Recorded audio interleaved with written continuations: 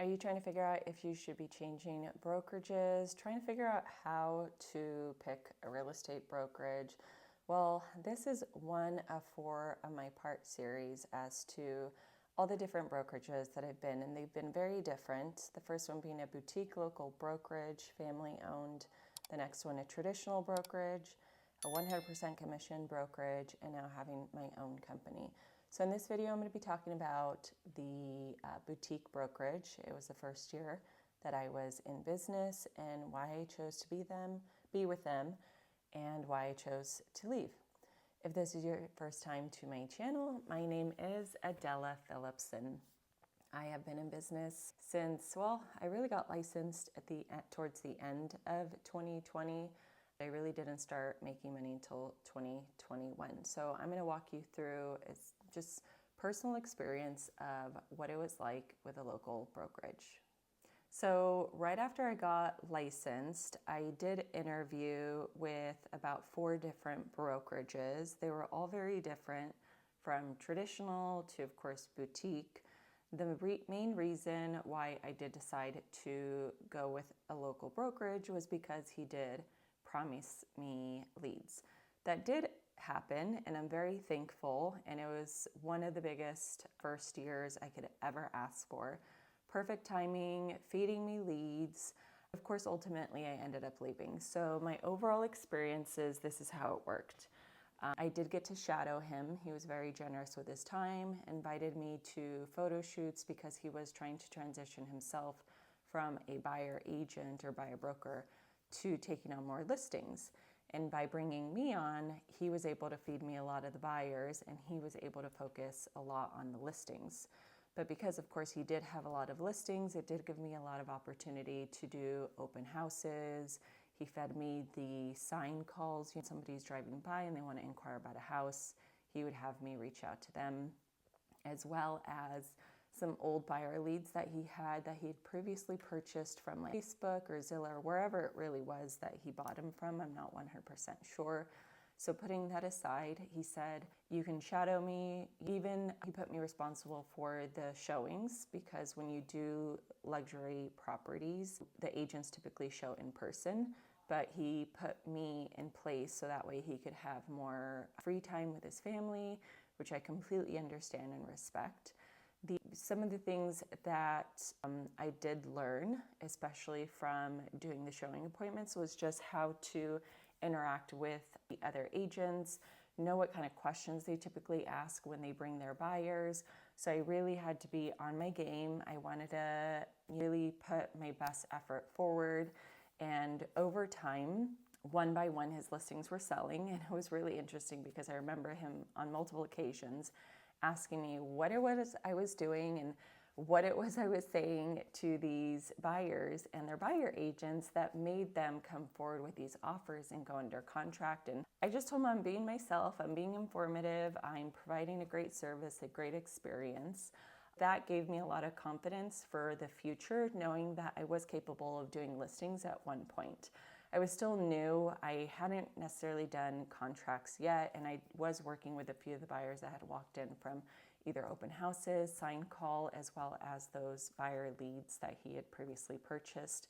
Once in a while, I would make phone calls and just create a cold lead to a warm lead and eventually a hot lead.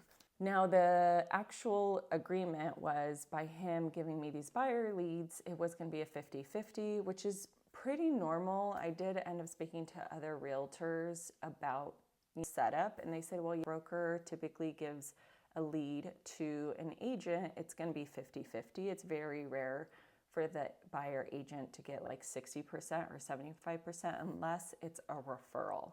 So with that being said, I thought everything was fair, and I did specifically join with him because he did have the leads.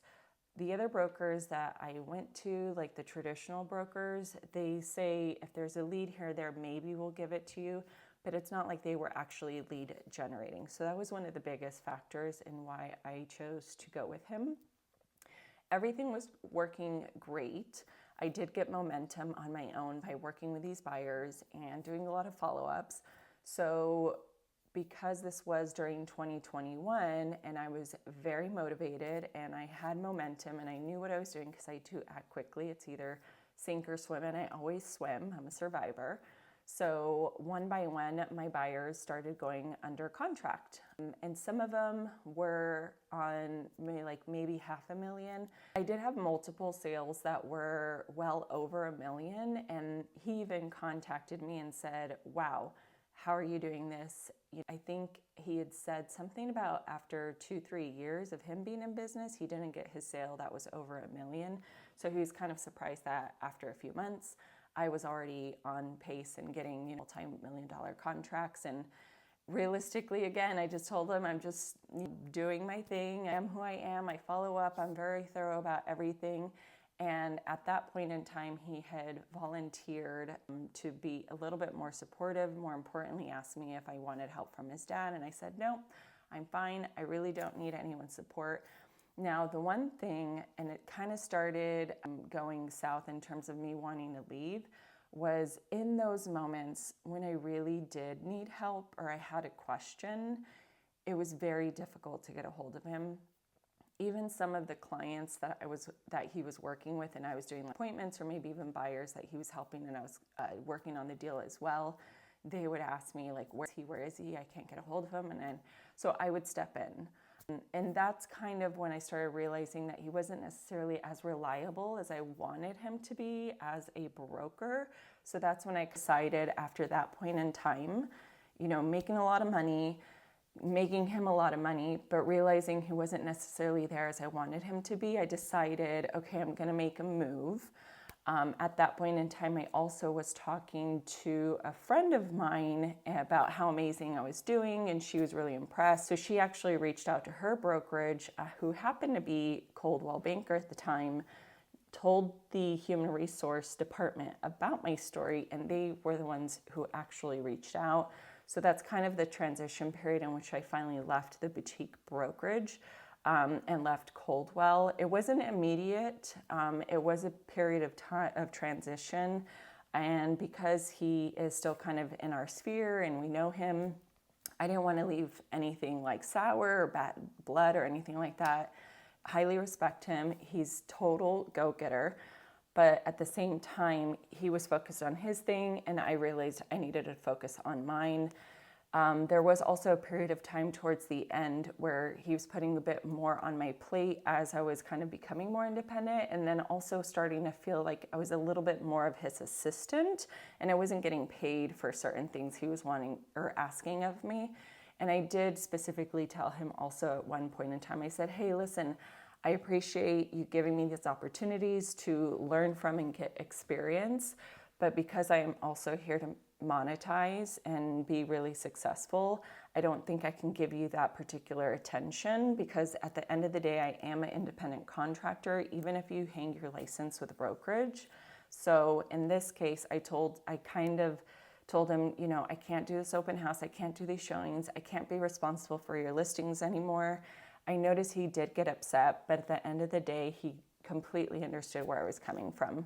During that time that I was with him, I ended up bringing about 160 GCI, pretty much gave him half of that. So I ended up giving him 80,000 and I kept 80,000. The volume was 5.5 million during the time that I was with him. And then shortly after, I did end up going to Coldwell Banker. Thankfully, by the complete end of that entire year of 2021, I did end up at 8.5. If you want to figure out how I managed to do that, transitioning from the boutique brokerage to the traditional brokerage, Coldwell Banker, go ahead and watch that video here, because this is part 1 of the 4 series going from local brokerage, traditional 100% commission, to now my own brokerage. So go ahead and watch that here.